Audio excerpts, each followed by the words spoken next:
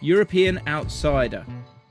Now, do we need to sort of figure out what this is? Like, because some of the nominees include, we've got Everton and Brighton, which are the two we kind of probably chat about the most, maybe.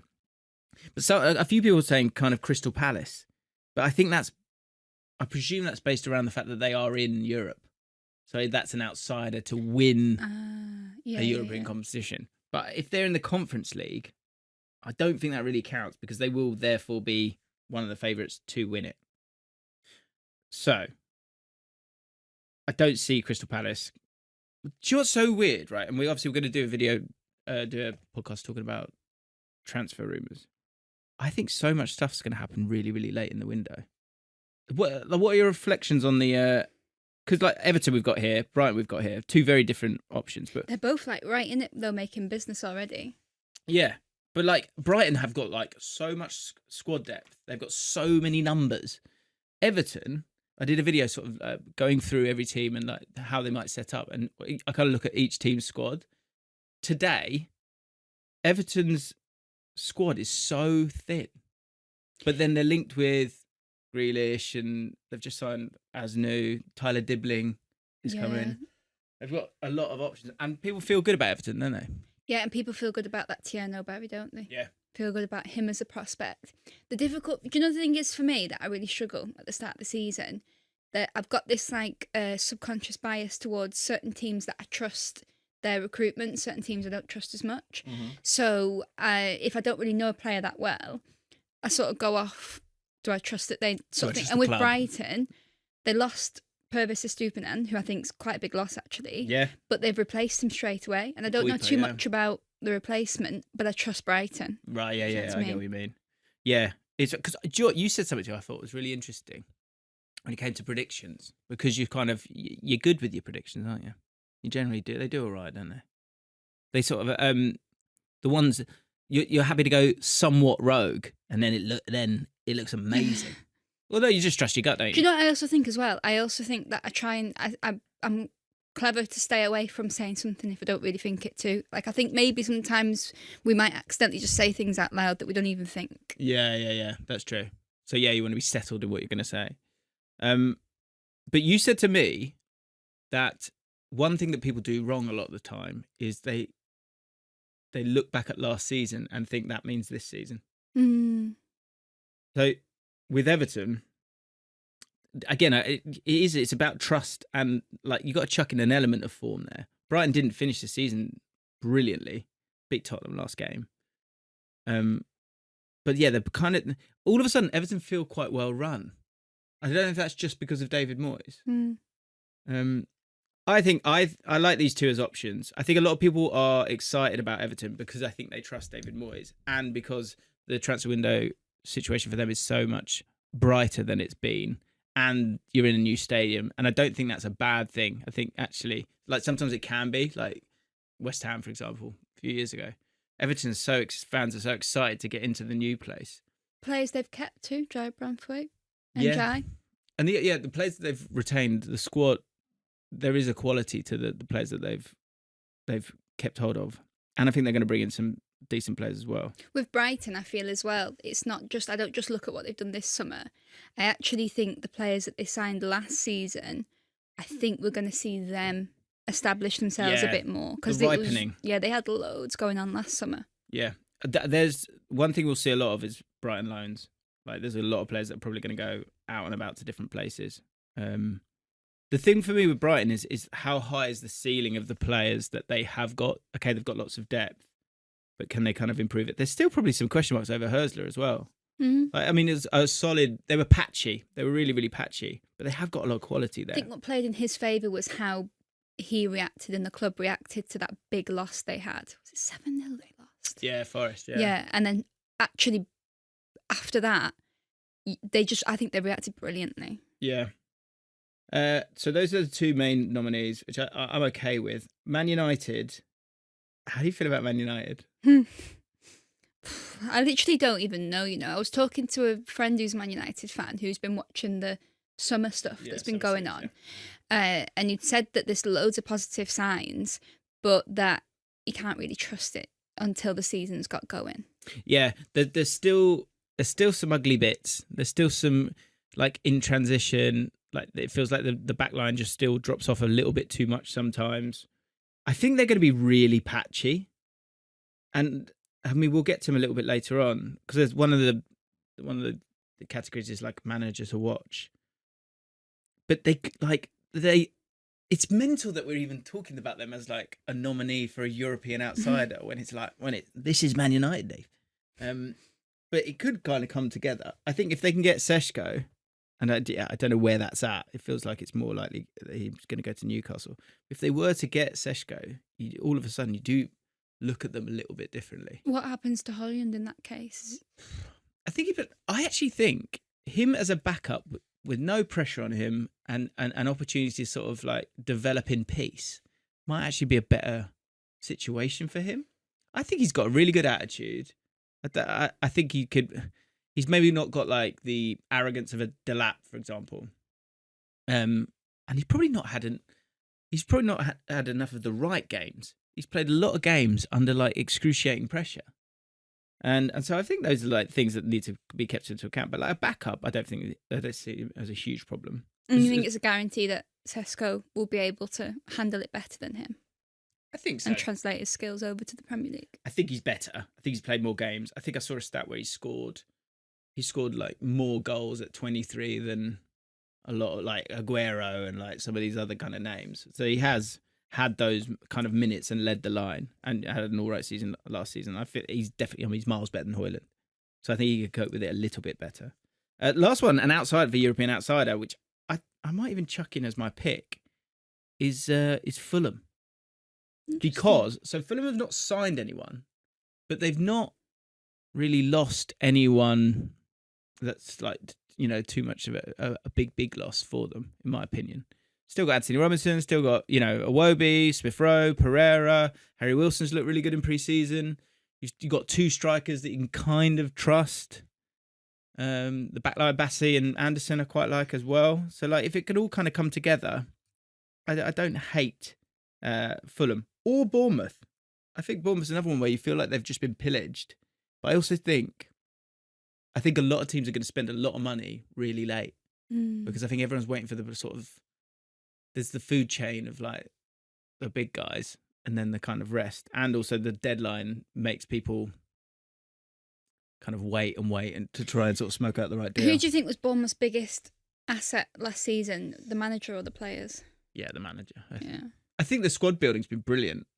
I think it's been really, especially in attacking areas. The defence is light, like really, really light, especially now. Zabani's going to probably go. Huijsen has obviously gone. Kerkez has obviously gone. They didn't really have a right back last year. So there's a lot of change there. But if they can kind of fix that quick. I struggle to see them for European outsiders. Might be a push. But the attacking players, are like they've kept everyone there. Like Semenyo stayed, Kluivert stayed. I guess it depends on how good you think that group is. Like Tavernier, Evan Nilsson, Unal, all those guys. So I'm banking on Bournemouth buying really good centre-backs between now and the end of the window. Like you said, maybe it's kind of like a bit of a trust thing. So I'm going to go for Fulham to be rogue. Who would you like to go for? I like Brighton. The sound of Brighton. Yeah, Brighton. And they do have the depth and no European football. So it's a good chat. Top scorer. Might be an easy one. I mean, this is... So, Haaland and Salah are the main two nominees that everyone put forward on Twitter. With Haaland, bit of a question here. With the attacking dynamics changing at Manchester City slightly, Marmoush is a second striker, Doku, we saw in that kind of narrow role in the Club World Cup. Will Man City have more of a spread when it comes to their goals? And will that mean Haaland's numbers go down a bit? I don't know. I think when I've seen like Ryan Shirky come on, I actually think that could be set up for Haaland quite nicely. I think he'll be okay. I think the amount of time that City plan to have the ball in the opposition's third is just going to be ridiculous. So I think there's going to be room for everyone to get goals. Yeah.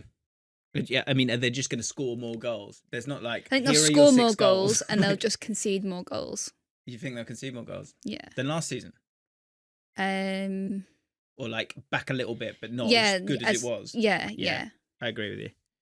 So I think Haaland would obviously be the front runner. He'd be amazed if he doesn't get it done. Isak, if he goes to Liverpool, though, obviously it's a big if. But if he went to Liverpool, I couldn't not see Isak being the top scorer in the league. So similar question, obviously for Liverpool.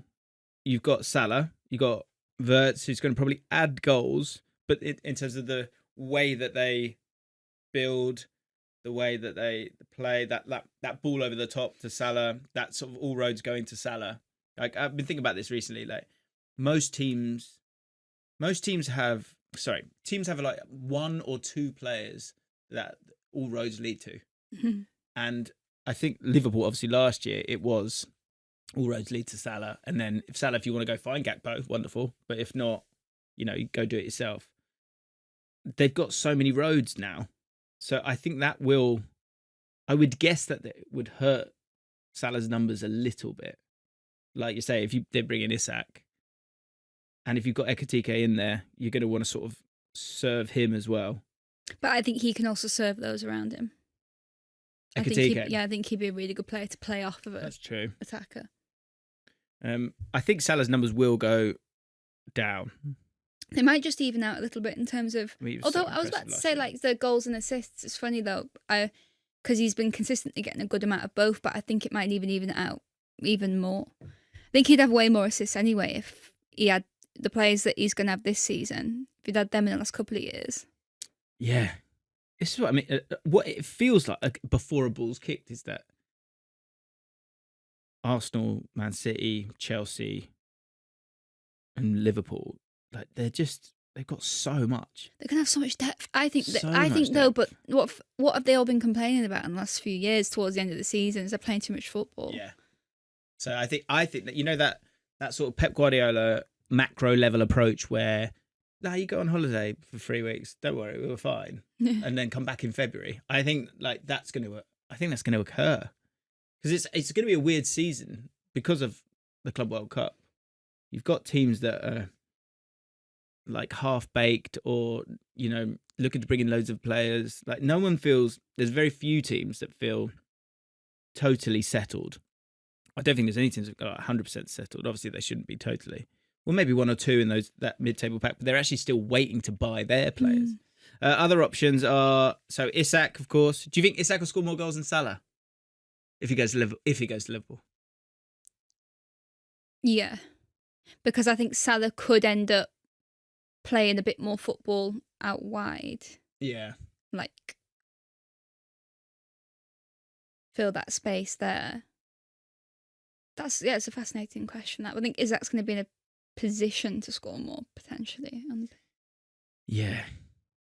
I just got so many questions over Liverpool. Gyökeres at Arsenal. This is all very exciting, isn't it? All these new players. Totally. It's very exciting. Gyökeres at Arsenal. I think some people, I'm skipping ahead a little bit. I'll skip forward slightly to flop signing because some people were saying Gyökeres might be the flop signing. How do you feel about Gyökeres at Arsenal? Do you think he could be top scorer for him? I mean, if he comes into Arsenal, he needs to be the top scorer for Arsenal. I've just said nonsense there, haven't I? Him playing for Arsenal as a striker, he needs to be their top scorer.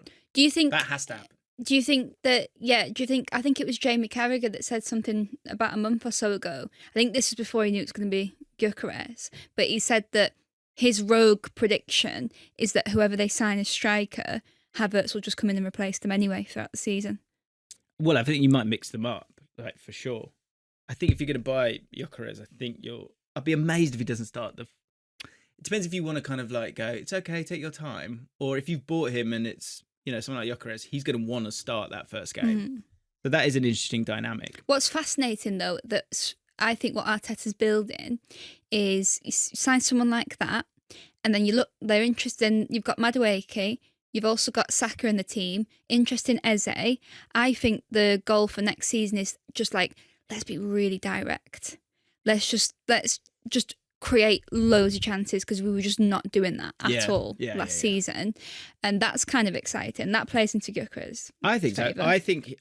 the flop thing, I don't buy that at all. I think Gyökeres will he hit the outrageous heights of like Sporting? Like no, but like I think he'll do really well. I think he'll score quite early on. I think he'll pick up goals. I think it won't really be a conversation after a couple of months. I can't see him wholeheartedly flopping. That's so dangerous. We'll find out. I think he could absolutely be second top scorer. I think Haaland will be the top scorer. That is my pick. Solanke currently injured, but Thomas Frank generally does well. Seshko, if he comes through the door, could be an option as well. And then Pedro or Delap. I wanted to put Pedro, and then I thought, he might only play 60 minutes. Like I don't know if him and Delap are going to play together at any point. And so for both of those, for them to be the top scorer in the league, that's kind of detrimental to both of them, isn't it? Yeah. I think they're going to mix it up. I think Chelsea as well. I wouldn't be surprised if they had a more even distribution of goals this season across a lot of their attackers. Do you think? Yeah. Who would be the A side out of Pedro and Delap, do you think? Massive game. They're doing really well. Who's going to start? I'm going to say you're going to hate this answer. It depends who they play with those two, because I think they offer as much as each other, but in just totally different ways. We saw it in the Club World Cup. True. I think Pedro might be. I think Pedro is going to absolutely kill it for him. Top scorer then, who are you picking?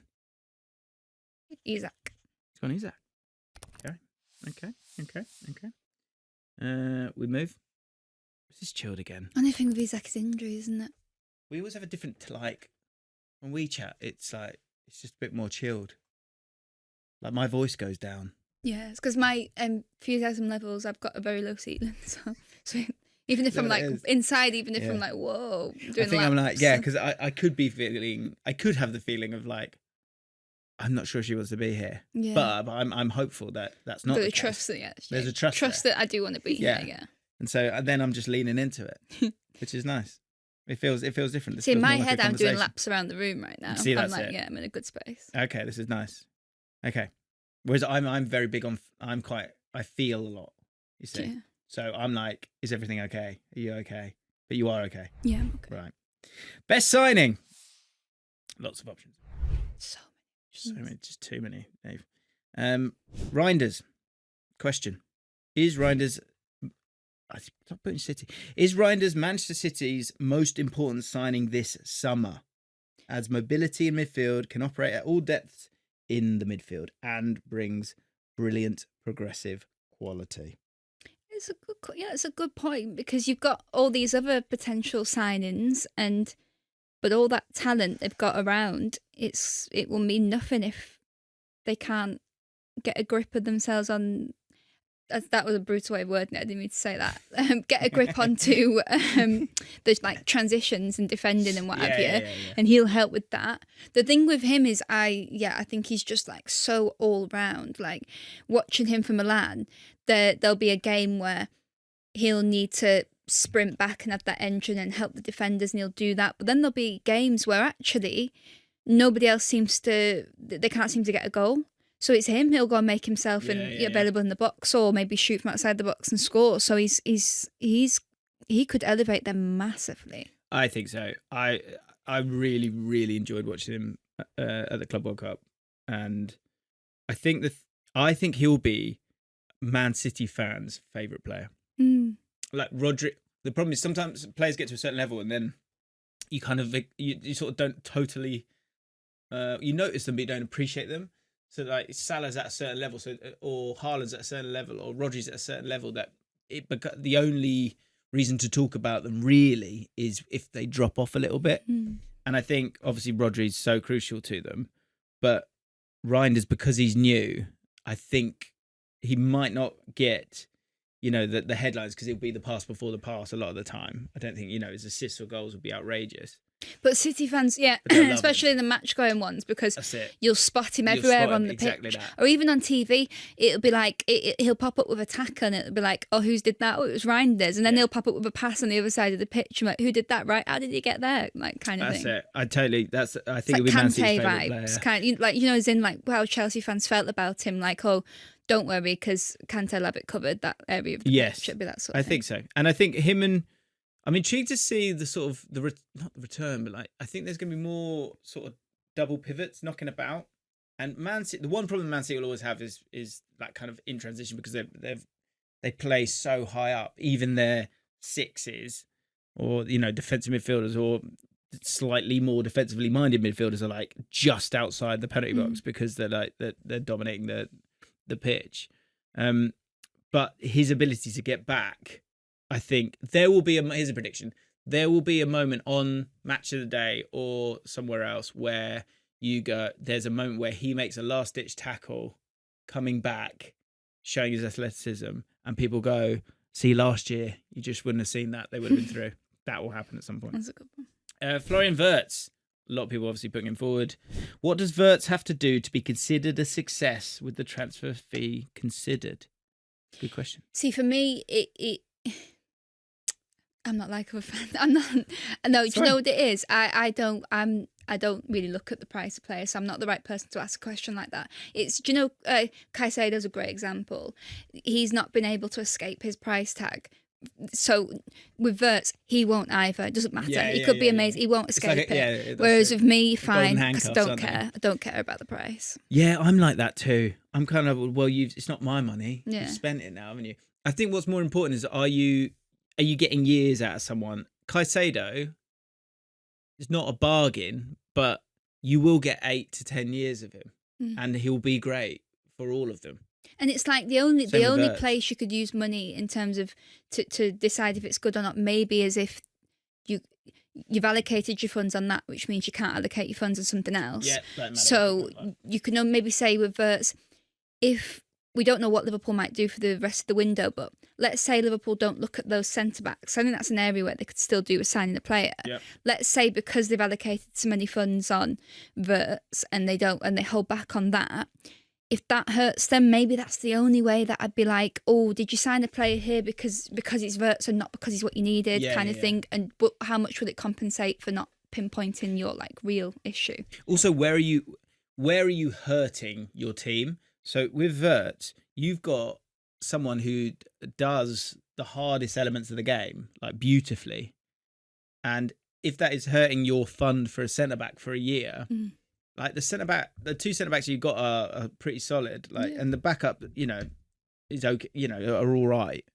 And also I think centre backs cost a little bit less as well. So it might be next year you got to go and sort that out and figure that out. But it's still it's still worth it to get someone like Wirtz because you are with the quality that he has. You've bought a Premier League great before he's even played a game, so you are safeguarded to a point. It is a statement signing, and players will want to sign to Liverpool to play with him. That's true. Yeah, exactly. And because I think what might occur here with Liverpool is at some point you have to move on from Salah and Van Dijk being everything. So if you can have the guy who's obviously the heir to the throne, even if he's not in the exact same position, because you can play football a million different ways, that is a great place to be. So you don't have Liverpool fans. They might be they'll be concerned about this season, but in terms of the rest of the decade, they're in a good spot, and Wirtz is a huge part of that. I think obviously the thing with him will be just staying healthy. That's the only way this kind of goes completely wrong. But all being well, that doesn't occur. Do you think a club like Liverpool, and I'm not just saying Liverpool, like City as well, these have been the two most successful English clubs in recent years, right? Do you think they go into every season thinking we want to win every single trophy, or do you think they go into each season thinking we don't need to win the trophies this year because we've got the next 5 years that we need to be accounting for? I think it's a little mix of both. I think the question's actually, how do we win every trophy? And I think to your point, and I think this is where, when I'm looking at squads here, I was chatting to Clive, the Arsenal fan Clive, the other week, and it's funny, we both had the same feeling, probably because we both watched England win, the World Cup, and you saw the use of a squad. I think that's so important now, because you're going to have to play 60 games. So you cannot let Saka play 60 games. It's too much. True. It's too much. I mean, maybe the football will change more, but you've got the mid-table teams who want to play high tempo a lot of the time. So you've got to kind of get yourself ready for that. So you do need those numbers. So I think that's where they're trying to get to. I guess it's how you do it. I would love to know how premeditated this window was for Liverpool. Was it just like we have the money now, or did they literally go last year? Go, I think we can get Verts next year. I think we can get these players next year. Yeah, well, I don't. I'm not sure how much of the actual players themselves were premeditated. I couldn't possibly answer, but I certainly wouldn't be shocked if it, at the very minimum, it wasn't about saving the funds for a window where they felt they would need to spend the money more and splash out. Why wouldn't you as well? Which then also should be a lesson for us all to never to try and see the positive in not signing players as well as the positive in signing players. That's absolutely right. That's where I'm at with a lot of teams. Because I kind of, once we're waiting for the start of the season, I'm starting to swat up again. I'm thinking, oh, where could you finish? Where, like, how is it all rosy here? Like, how's it going to work out for you? You're just like projecting, and it's obviously ridiculous, and you're always wrong. But I quite enjoy it.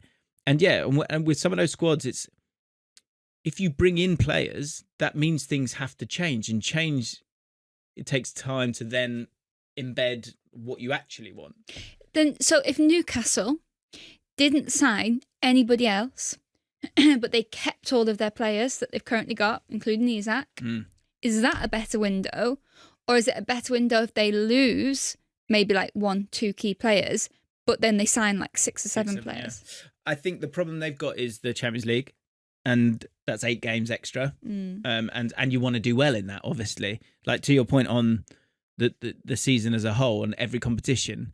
So, like League Cup, obviously, that's the problem as well. I wonder if they'll be pulled a little bit to play a good team in the League Cup because they won it and they want to kind of defend it. That might be that natural feeling to do that.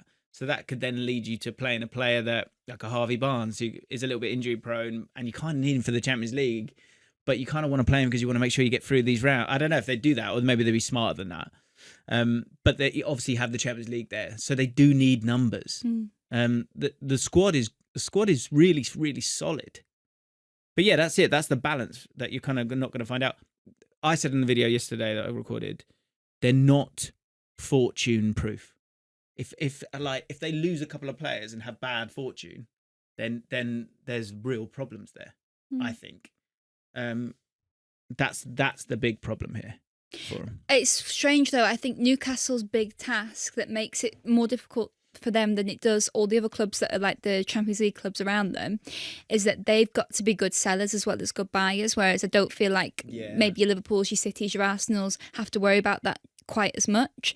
So, Newcastle do actually, this is not me having a go at Newcastle, this is just that acceptance that when you're rising to the top, you will have to let people go. You will have to be clever in getting money, maximising your assets and going again. So you could maybe argue that if the price is right for Isak and you feel you can replace him with someone that you're happy with, is this a moment where you get to show you can be a good seller and you can fight that sentiment, fight what you think you need in favour of that rise that you want? Yeah, and it's the same throughout the football pyramid. Like, if you look at Brentford and Brighton through the years, Brentford, for example, they sold Scott Hogan, who was doing well, and they sold Malpo, who was doing well. They sold Watkins, who was doing well as a striker, and every year they weren't getting up into the Premier League, and they were going, we're nearly there. Like, don't sell our striker. But the overall floor of the whole team was getting better and better because you're able to buy better players around that striker, which is a very expensive position, but you're also able to go and buy Ivan Toney, who is a better, a more expensive League One striker who you really do think can go and do it, and you can kind of go and do that again. And the same goes with Brighton with the big money that they've brought in. It's allowed them to have the crazy depth that they've got now, and that they've now got these new young exciting players that they're hoping will grow again, but they've got more of them, whereas initially they had 1 or 2. Yeah. So you're right. You're right. But that's got nothing to do with this question. Best signing. A couple of other nominees. Malik Diouf. I've been really impressed with him in pre-season. Might have dug him out last week because I hadn't watched him, but I've seen a bit more of him now. Left wing back for West Ham.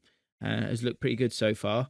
João Pedro, I mentioned earlier. I think he's going to have a really, really big season. Zubimendi, of course, one of the early ones. Interesting. And I did chuck in Eze as well. We're going to be ranking different transfer rumours. So all I say on Eze is I'm going to put Eze. I think Eze could be the best signing. It's happened. It's not happened. But if it does happen, okay, which I know Palace fans are fed up with me already saying that he's kind of gone, and I apologise for that because I know how bloody annoying that is.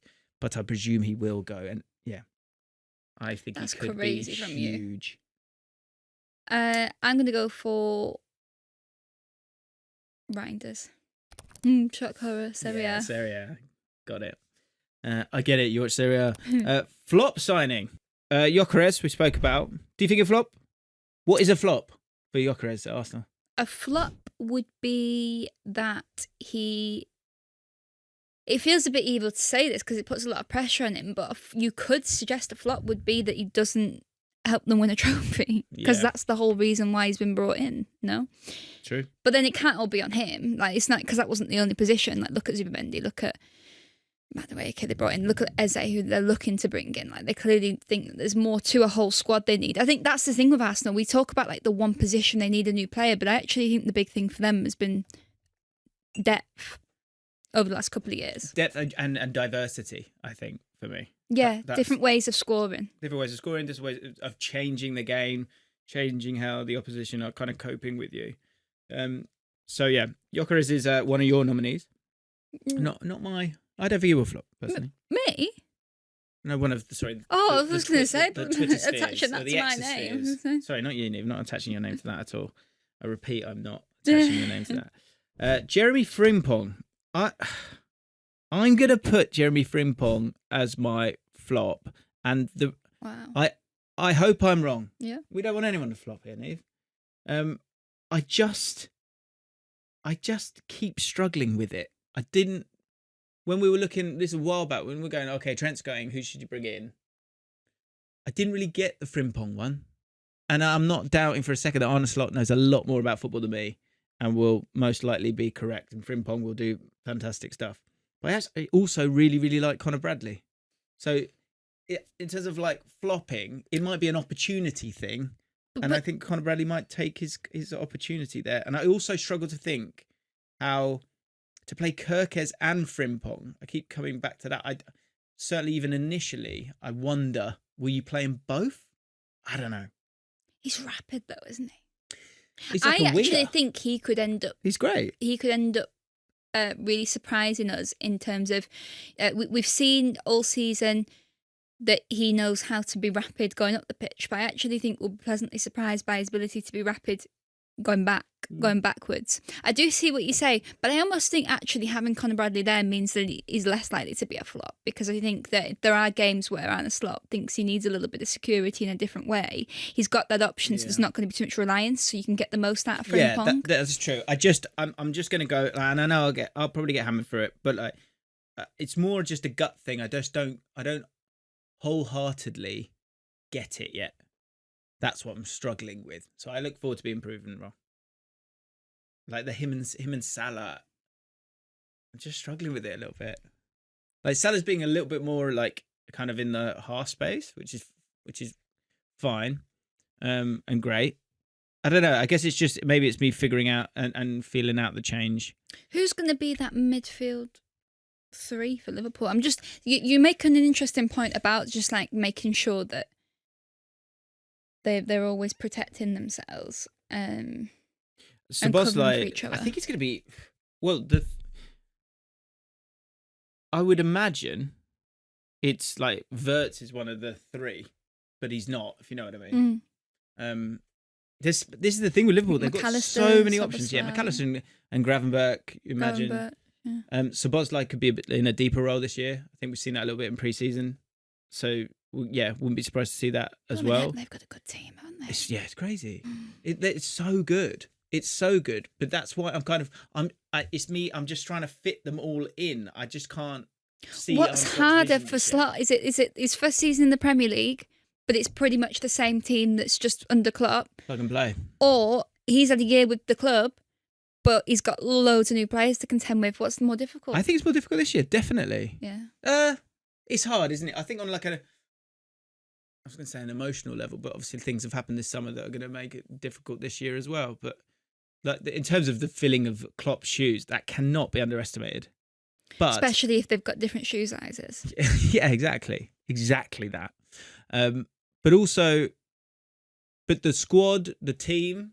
I think Arne Slot, the best thing he did last year was he kind of went. We know like little tweaks here and there for sure, but when we did a video to go like how he changed kind of everything, he kind of looked at it, and I remember chatting to I called Chris Pajak and go, we sort of. I don't think it's that much of a change from last year. It's just the odd bit here and there. And he was like, you're right. Like, it wasn't that severe. This is severe. And I think he's got lots more toys to kind of play with and ingredients to play with. It's just getting the tune out of it, of those toys. Good analogy. Flop's such a difficult one. Is it a cop-out to say someone like because I know he's technically not a new signing as such, but they've spent the money on him now. But Mattis Tell, I almost feel like I can throw a name like that in because I've had the opportunity to see him in the Premier League and not been particularly impressed. I've got. What about Mateus Cunha? Or Mohamed Kudus? Or Benjamin Sesko, who's not even here yet, but... Kudus is a fascinating one because he has got an incredible amount of ability, but was I totally impressed with what felt like him almost playing like he didn't want to be there last season at times? Did that impress me? Not at all. Obviously wanted to move, I guess. Yeah, I don't really like that though. That's just for me. That's just me personally. But that's not to suggest he would be a flop. Because where do you draw the line when players do that? To me, it's a huge red flag if I'm a club signing a player because I'm like, well. I think you can get away with it if it's an exciting move for that player in terms of he feels like it's a big club, which it is. Obviously, it's Tottenham. It is, but they're going to have I think they're going to have quite a few teething issues, Tottenham. So surely, if you're like Thomas Frank, you want players that you can trust that if things don't go smoothly from the beginning, they're going to bite down and show some grit. Yeah, I hear you. So. What, you want to put Kudus? No, I'll probably say I think it's not necessarily like a flop as such, but I was a little bit surprised at them investing that money in Tell, if I'm being real. Okay. Yeah, I mean, he's not done it just yet, but like you said, there's going to be a lot of change. See, some people feel differently on that one. We can come back to that, but that's fine. You're normally right.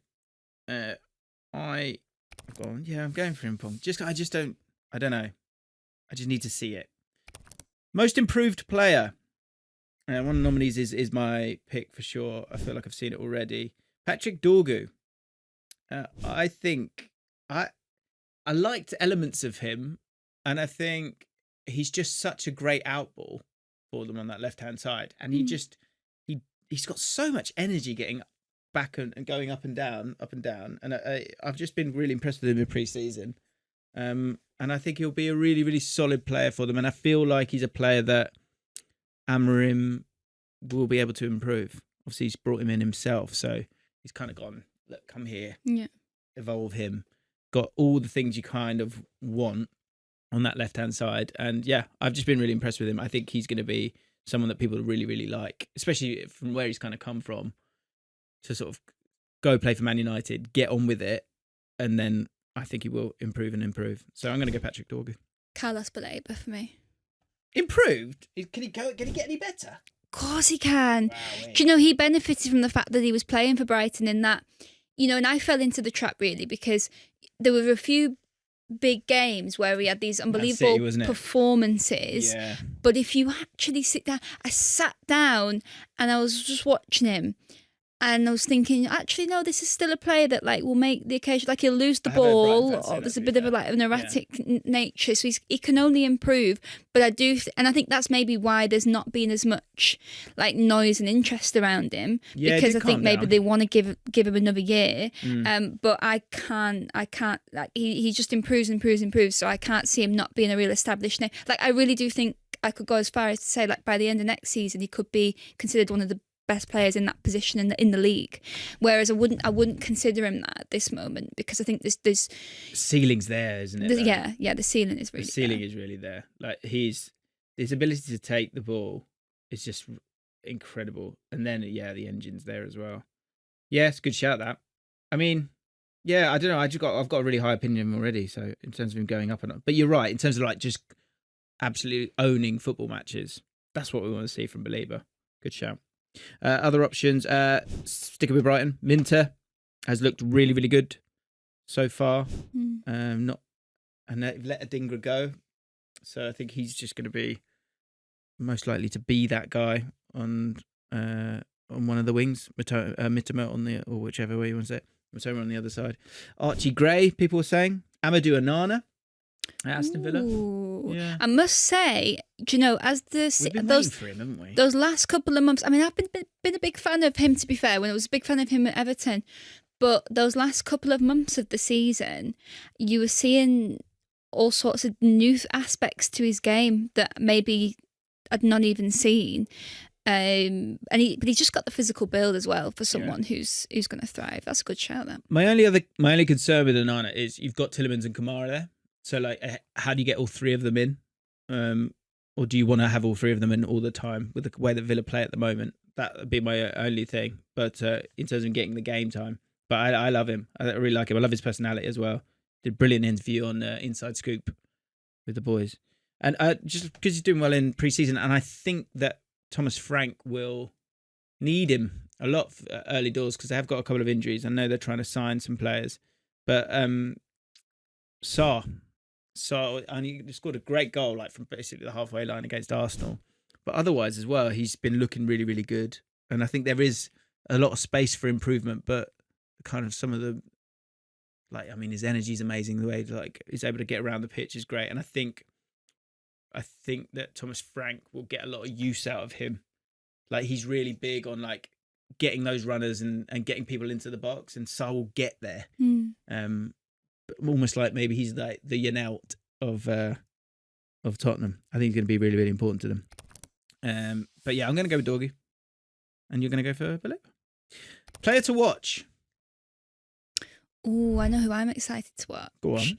And it's not someone that I've had the opportunity to watch yet, but I was chatting to my friend Charlie, who's an Arsenal fan. Okay. 15-year-old Max Dowman. Yeah. Have you had a chance to look at him? I've seen like bits and pieces.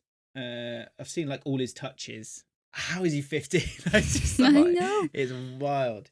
He's so. Crazy. Do you know what he's got? I'm gonna stand up to do this, and I think for me it's a real tell of a good player or a player that's actually relaxed on the pitch. Is he does when people pass and they go like that, they just like put a bit of flick on like a 5-yard pass. Yeah.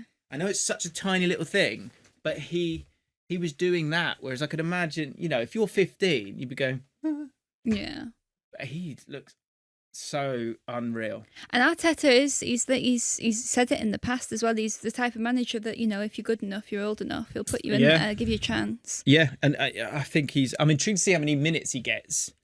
Because obviously they've got good midfielders in there, but he's really exciting. He didn't look too small or anything like that either. So yeah, it's a really good shout. I think you could chuck him on young player to watch as well. I had him as my young player to watch. Actually, I had him along with another one. Players to watch in terms of you guys who you put forward. Enzo Lefebvre for Sunderland. He's going to be big when it comes to their creativity. So he needs to have a good campaign. Obviously, he was there last season, and they confirmed it this year. Ryan Cherky, a bit like Madueke. Will he be the super sub, or do you think he will start Man City? Good question. I don't think you can pin down anyone at Man City, really. No, and do you think he's going to be fighting with Foden, or do you think Foden will be playing out wide, or? I can't. That's got to stop. Yeah. Foden's got to stop for me. I think. Look, again, we've said it a few times. But like, you've got so many games, but when it comes to the big games, that's when you really like it smokes out your first 11. I feel like Marmoush will play, Haaland will play. I think Doku will play, and then got Sabinho as well, haven't you? Yeah, they've got so many options. He'll be so fun to watch, though, Shirky. So fun to watch. I can imagine him just absolutely. You know when they'd always play Burnley and just beat him 5-0, and you could tell like it was the 3 o'clock and they just smashed teams. I can imagine Cherky like playing those games. Do you worry a little bit about how like you look at Grealish pre and then Man City? I think is there any sort of worry that you've got where Cherky might not be able to be his true authentic self? I think. Yeah, it's a great question. I think with him, he'll be in more. He won't be stuck out wide like Grealish was. And so I think he'll therefore then be able to kind of react and play. If that makes sense. Whereas Grealish being out there, then it was like he was sort of just, he was just behaving himself a little bit instead of being in the middle where you got to feel it out a little bit more. So I think it'll be okay. And like, why buy him if you're not going to let him be himself? Yeah, true. It's a good question though. Let us know your thoughts in the comments. Ray and Checker, we've spoken about him. Jorginho Rutter, big season for him at Brighton, I think, especially with obviously Pedro going. I think Brighton fans are excited about him. Cost a decent amount of money. Welbeck's not getting any younger. Time for him to step up. Ekitike, Kobbie Mainoo. Big season for him, I guess. It's mad, isn't it? He was like unreal at the Euros. Yeah. Yeah, there's questions to be asked on what his best position role is in that team. Yeah. That's what he needs to figure out or Amorim needs to decide on that. Is like, do you want him? Is he too good not to start? And if he's not, if he's too good not to start, where do you want him to be? I think you probably want him in that double pivot with Ugarte. I would like to see that get settled. But Casemiro did all right at the back end of last season, so it'd be interesting to see. It's going to be so interesting to see how Man United get on to start with, and if Amorim, then the pressure that comes with that, and how much he kind of rotates from there. And who he believes to be his like best 11. This is really like silly question, but how many points in the first 30 points for United? How many points is the amount where you go? People aren't panicking. Oh, maybe we need to try something new. What, new manager? Yeah. Let's see the fixtures. Okay, so the fixtures are bad, aren't they? I haven't really totally. I've noticed with United as well. It's like home away, home away, home away, home away. So it spells out ha ha ha ha, which is not good for them. So they've got Arsenal first game of the season, then Fulham away. Harder than you think that. This is the thing. I was looking at some of the fixtures for some of the teams. I think there's so many hard games in the league this season. Then Burnley at home. Then Man City away, then Chelsea at home, then Brentford away. That's six games. So you got Brentford. See, Brentford and Fulham, they're misleading those guys as well. That's what I mean. It's like it's a hard league. Truly is. Home games are Arsenal, Burnley, Chelsea. It's gonna be. You can see that storm, can't you? You can see that storm coming. That's what I mean. They need to that Arsenal game is actually huge. Yeah. And we've seen this with Man United. It could suit them playing a game of that, because we see this a lot with players at teams like United that those are the games they want to step up and play their best football. And because who did they? Home. Did it first game of the season? I think United played it last season, and it was against Fulham. And I just think it would actually suit them to play a team like Arsenal, where they're gonna put in their absolute best performance. Do you know what? I was just thinking, say Chelsea and Man City, their pre-season is like minimal, right? So you might have players that are probably not lost all their match fitness, but might need a couple of weeks. You've got them in game week 4 and 5, back to back. Whereas Arsenal, I think, are a bit more, ready to go, aren't they? In terms of the changes overall. So having them first game is not ideal either. That's true. Yeah, that could be tough. It could be mainly interesting. Player to watch then, you said, who did you say? Well, I think maybe it would suit the young player to watch more, mine, Max Dowman. Max Dowman, okay, young player. Right, So for the actual player, I think, I don't know if that was a nominee and that's why you'd said it, but I think Ryan Shirky is a really good shout. Just because I think in terms of like, if you were to literally take that category and be like, who's the player that you want to zoom in on and watch play football, he's going to be so exciting. Yeah. I think, just to chuck it out there, I think Caicedo goes to another planet this year. Just going to say that. I'm quite hot on Chelsea at the moment. This week. By rocket or Mars? Yeah, I think there's been talk of one of the games being in Mars. And that wouldn't even surprise me, to be fair. Caicedo, yeah. I think, but the stadiums are going to be empty. I'm going to go, I think Caicedo goes to another planet this year.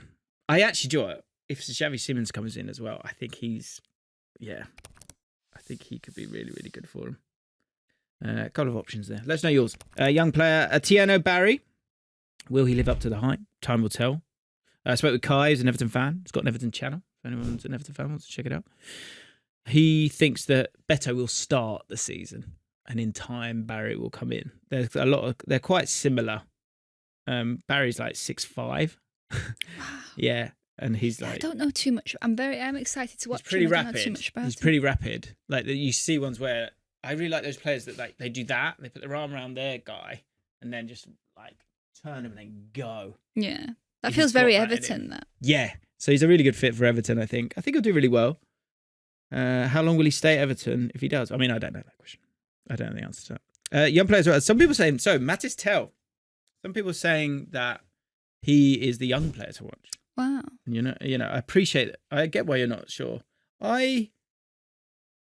Especially with the injury. So Solanke's out, Maddison's out, Kulusevski's out. Quite a few players are out.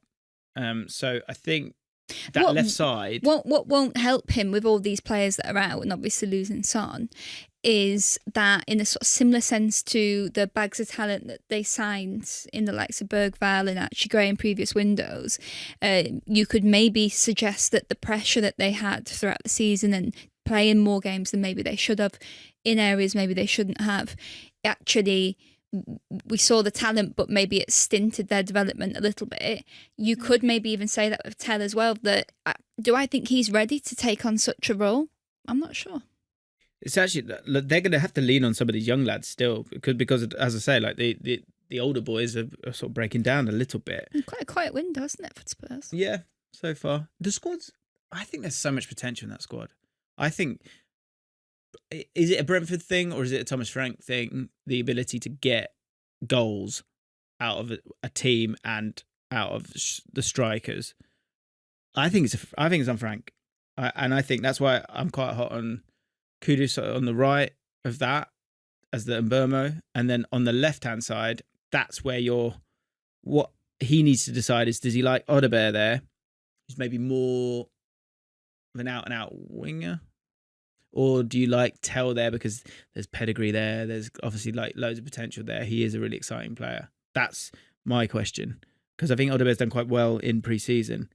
But Tell, like you say, like in terms of like status as a footballer, like you feel like he's like a bigger deal. So it depends on Thomas Frank a little bit. I think Thomas Frank will get the best out of Matis Tell, so I actually quite like the shout. The player who I do want to put forward is two. Well, one is Kostoulos, who's from Olympiacos. They're quite hot on him. He's just gone to Brighton, and the one place, so Brighton have got like 50 10s in Ciso, Sarmiento, Buonanotte, like Matt O'Reilly, like Rutter can drop in there, like loads. In terms of strikers, out-and-out strikers, they kind of had Welbeck, and then Rutter can kind of do it, right? But then they've now brought in this Simas, I think I might be getting that right or wrong, who knows, and Kostoulos, both like Greek lads, and Kostoulos is like, I think he's like the heir to Welbeck, but he's 18. So it'd be interesting to see if he gets any game time. But obviously Pedro's gone, and if there's an injury here or there, he might get some game time. So 1-2 watch. But Rio Namoa, the left winger for Liverpool, Like he scored in his last preseason game. He's my pick, actually. Interesting. You've got down, and then we just put him down. I'm going to put him forward. The reason why is that with the amount of different options that Liverpool have on that left-hand side, in terms of someone who's just a direct winger that isn't always desperate to cut inside like maybe Gakpo is. He's more of like a wide forward, isn't he? Namoa is a lovely, lovely option. And he's probably just a horrible player to come on as a substitute as well. So I think he'll get minutes. I think he'll get substitute minutes. And he just really excites me as well. So he's a fun player to watch. So keep an eye out for him if you haven't seen him as of yet. And then Esteval's actually another nominee here, which I wasn't crazy impressed. Yeah. I think he'll struggle to get... I don't know, this maybe it's so short. This is so short-termism. But from that Club World Cup, I can't see how he would get too many minutes early on with how stacked Chelsea are. Is that a fair point? Yeah, but then I also don't expect him to. Like, I don't... You know He's what so I mean? young, Yeah. That's true. Team to watch. 2 nominees here. As I said, I've been kind of hot on Chelsea. I think winning that Club World Cup, you can see that group kind of like growing up together a bit. And I think it will have done them the world of good. Can they kind of keep it going throughout a whole season with everything else going on, Champions League, blah, blah, blah, the inevitable, difficult new year that Chelsea always seem to have? I'm going to say something. Putting aside how we might feel about their strategy, Yeah. just to be a bit of devil's advocate, it is kind of exciting the way they operate, isn't it? Like, I mean, everyone loves shopping. yeah. And we get to see It's like they've got a Vinted account. Yeah. Do you know what I mean? And they've just sort of like, let's get loads in, and then we can try and sell some of it. I've said this for about a year. And actually, even going back right to the start, Chris Ryan said, friend of the pod and my boss, said that you see this in baseball. They like get these players, they get them on long contracts, they get loads of them, and then you've always got as many options as you need. And crucially, you've got with PSR, like you're saying with Newcastle, you need to be able to sell to bring in revenue. Yeah. And so Chelsea have stock that they can sell to get the revenue so that they don't have to sell their top guys because they can sell 20 million guys. The only thing I'll say is and it's actually nothing, my sort of sadness about it is, or any sort of hesitation, it's actually nothing to do with those players or using that as a method of growing. I think it's exciting. My only thing is, I just hope it's never going to be too much at the detriment of like academy and youth players and stuff like that.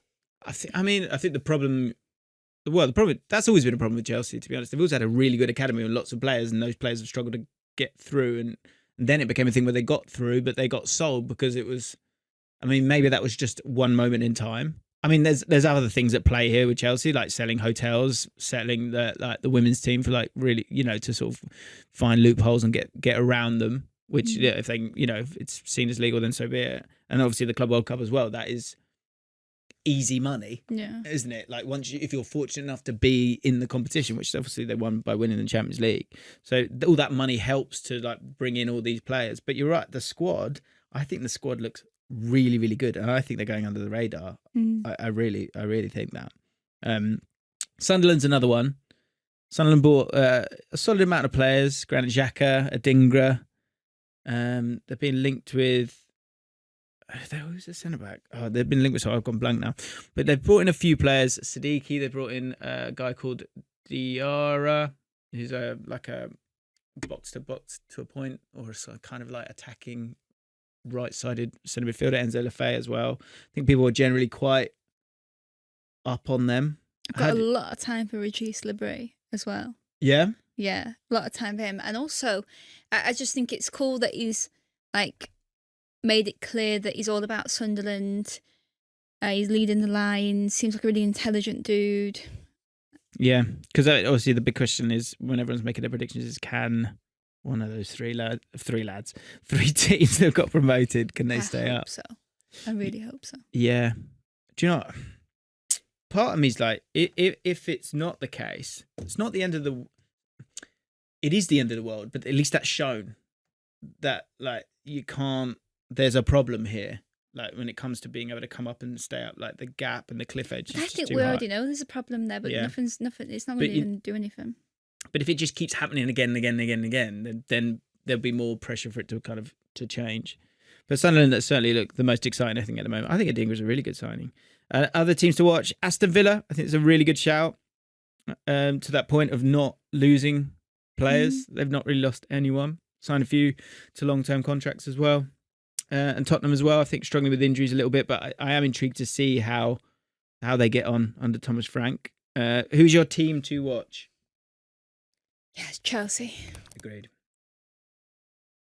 Manager to watch. And again, it's quite a broad theme here. I don't know if it's not... I think the manager to watch, to be like, oh, what are you going to do? I think the one I'm going to be zooming in on to see what he's all about is Thomas Frank. Yeah, I agree. I think a lot of people put Thomas Frank. Yeah, and also I think it'd be interesting to see if people turn on him because I think he's got a personality. Yeah. And I like that, but I think there is always a bit of a turning up the nose at Brentford. And if Tottenham don't have a good start, do you think Tottenham fans will bypass Frank and their frustration will just be directed straight at the people above? I mean, I think that's already occurred, hasn't it? Yeah. I think, to think that it's the injuries is a problem because they're big players. I'll tell you what, I do feel for them in that sense because it's almost like it almost feels as if you want a fresh start. New season, you want a fresh start. You go again, you managed to win a trophy at the end of the day. It's a positive end. And it's like, oh no, back again, injury. Yeah. They can't get away from that.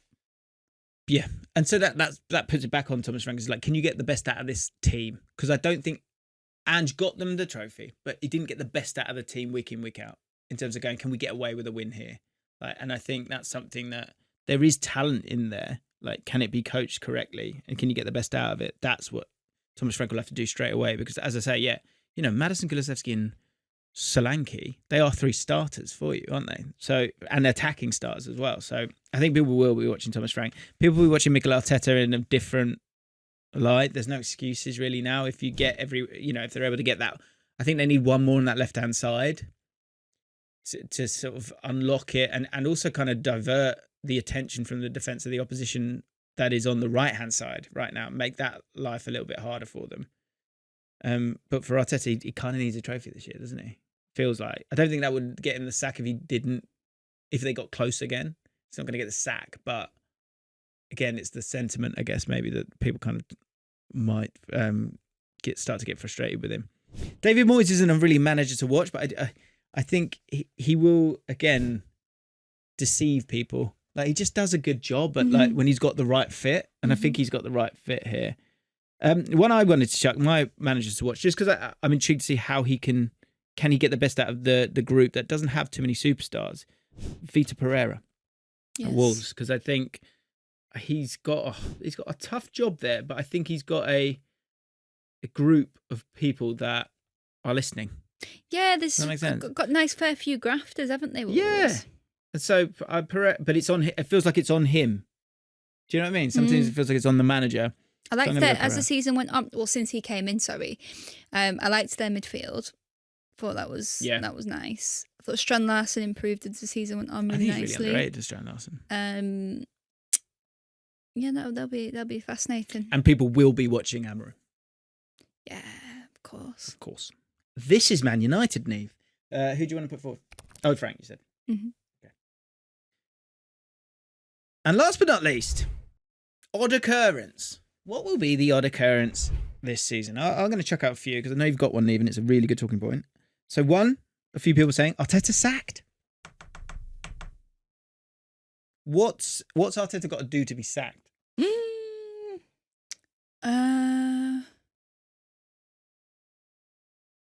Do you think if he went to Tesco and pinched something? God, yeah. Sorry, I thought you were going to say something else there, but go on. Do you think? I don't. On the pitch, I would say. You just had it. Whoop.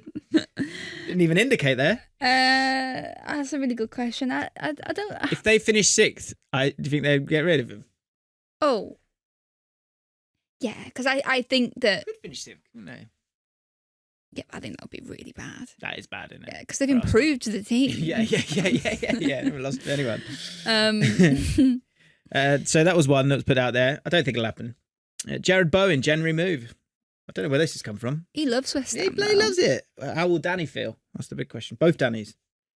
A lot of people saying Brentford relegated. Is that odd? Not sure. I think it's just a prediction. I think they could be in a bit of danger. Yeah, they could be in a spot of bother. Isak staying at Newcastle. Will that happen? We're going to talk about it in the next podcast. Whether or not it happens, I don't think is the question there. It's like, what will he be like if he does stay? Do you know what I mean? Will he be able to just get over it? Get over the fact? I'm not playing. How do the Newcastle fans feel about it as well? I'm fascinated by that. If that does occur, that would be odd. Manchester United top 5 finish. Oh, would be an odd occurrence. Not having it. You're not having it. Not sure. Right, there's a couple I chucked down there. Odd occurrence. Not sure I even back it, but I'm just chucking it out there. Chelsea to win the league. James Maddison to start a YouTube channel. I just feel like. Would you watch it? Yeah. Depends what it's I like about. James Maddison. No, I like him, but I think if it's a golf channel, I'm probably not. It's not a bit of me. I'm not. Yeah, I mean that is a bit of me. Yeah. Do you like your golf? Oh yeah, you do, don't you? Yeah. I just think. I think we're going to see more and more prominent footballers, maybe even current footballers. I know Jeremy Doku's just started it, but like doing regular YouTube content. That's cool. That's my prediction. What player? What's the first player that comes to mind now? If I said, "Oh, someone you want to be sat here where I'm sat right now," I'd love to chat with Declan Rice. Really? Yeah, I think we'd have. I think he's so much more. I think his football intelligence is really, really high. I was going to say that. So you actually, I think you actually have to go and watch him live, and you come away from it thinking, oh yeah, because he really does know where to be on that pitch at all times. Do you know what I mean? Yeah, totally. I think James Maddison's got that personality to do it. Do you know I'd love to sit down with Jordan Henderson? I think that'd be really interesting. For me, I'm kind of like I quite like. I've got this idea that hopefully we're going to be doing this season, and it's sitting with players and talking to them about their game. That's what I really love to do. With maybe if there was a tactics board that was available. I think yeah. Maybe there might be a link in the description. It's funny you should say that though, that you were saying with individual players, because I actually think more than ever in the last couple of years I've noticed that I genuinely think that there's a lot of football matches where it's just constant individual battles on the pitch. Right. So I think more than ever it would be very interesting to hear from players, because I've always wondered how much a player is told as well by a manager. Like, does a player know everything that the manager's got going on in his head? Do they know, or is it worth knowing? How much do they know about what the player on the other side? Like, if you're a right back, how much do you know about what the left winger's role is? Or like, I think does the manager dumb it down to them? Do they take it on? Is a different question. Yeah. So two things spring to mind. Bit of name dropping here. Glenn Murray as a striker, he didn't want clips. He didn't want clip on the centre back. He wanted to just kind of, because it might show them in a good light, and he didn't need that. He wanted to just go, be a striker, sniff it out. Callum Wilson, I remember telling me, he said that Eddie Howe has 9 patterns of play that they've worked on. So it depends on, has Trippier got the ball, or has Livramento got the ball? As Murphy got the ball, but Trippier's playing and not Livramento. Like, there's 9 different patterns of play that they all kind of need to know. So being a footballer now, you do need to be that. I think that's a huge difference between probably the players maybe in non-league and whatever. As you go through, you've got to be so smart and be able to take on a lot of information. So I think it's how much of a sponge can they be? How are they able to then kind of interpret the information, then take it, and then live in it? And not just that. That's the other thing. But when you're deep 70 minutes into a football game, you're nowhere near half time, you're nowhere near the start of the game, you're nowhere near having that conversation with the manager. So The game state could be in a totally different place to what you even thought it was going to be in that moment. What if the opposition have made tweaks? Yeah. You've got to balance using your own initiative and using what you've been told in terms of patterns of play, but also like you're second guessing if you even like you might spot some space. You could be the striker. You might spot some space that you think instinctively you should run into. Yeah. But if you've been told otherwise, you've got that constant. You're fighting that constant. Yeah, so I think that's the balance. That's what's fascinating to me is like how much. Also, what you really probably want is solution-based thinkers in your team who figure it out themselves. Yeah. You kind of don't want to put too much in someone's brain because otherwise they're not just going to feel out the game. Like I wonder if that's occurred with Cole Palmer a bit. Yeah, it's been one where like Mariska's got so much detail that you've been told, but Cole Palmer just wants to feel it out. Yeah. Like, and so it's finding the balance between those two things. Anyway, James Madison YouTube channel. Come on here and promote it, please, because I've just promoted your YouTube channel twice. Nottingham Forest to finish in the bottom 5. Just chucking it out there. It's often the way, isn't it? Do you know what I mean? And the last one I got is the overlap lot to fall out. Did I just see it? Do you know, imagine if they're like, what, like the actual? They're just tired. They don't really want to do the podcast that week. And Keane and Wright and Carragher. Oh, so it's the main guys. I thought you meant the audience. No, right, that one. Yeah, could do. Big no, I think that'd be all right. It's like it goes like a touch too far.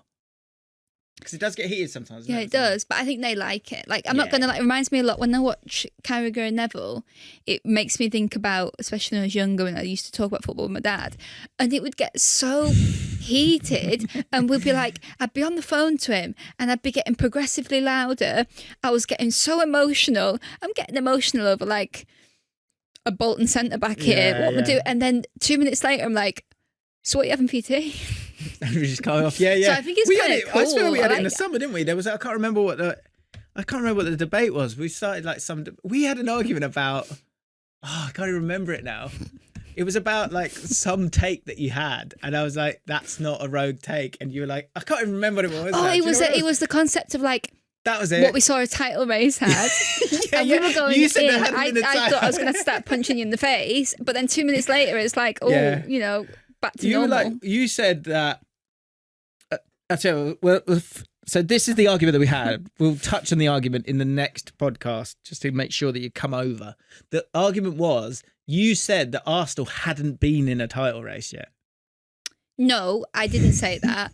No, not even possible. What I said was that I never felt.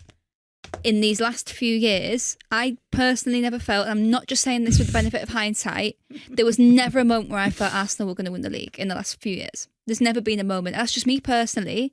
I never thought they were going to beat City to the title or beat Liverpool to the title in the last few years.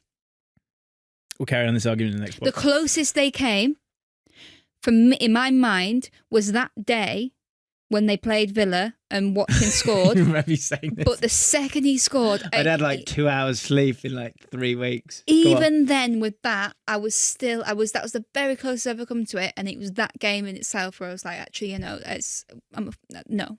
I've just never personally seen it. But I might feel it this season, you never know. Who knows? So those are some of my predictions. Did you have, oh, you had your odd occurrence prediction. Go on. Oh yeah, I think we could potentially see like a 4-horse title race going, which is I think would be crazy, would be amazing. Yeah, that'd be wicked. You know, I don't know if that would last all the way up until like April, May, but I mean, it could last until February, March. You never know. Sorry, I meant that genuinely. Yeah, I think that obviously Arsenal, City, Liverpool look so strong. Yeah.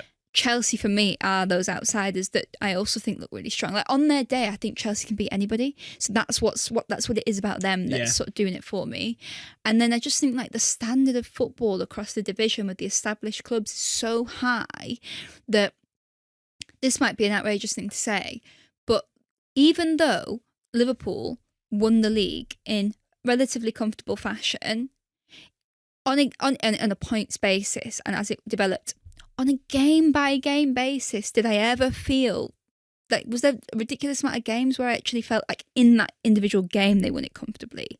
not sure. And that's the team that comfortably won the league. Yeah. So I feel like that tells you everything you need to know about the standard. So it could be a case of, Arsenal have dropped points in the first game of the season, or this team have dropped points here, this team have dropped points here, and it's kind of not the end of the world, because I wouldn't be shocked if many teams did that. Yeah. I totally agree. I think there's so many little things that could happen that could allow for a 4-horse title race. Yeah, good shout. Again, well done. I hope you've enjoyed yourself. As you can tell by my big smile. Yeah, I think she did.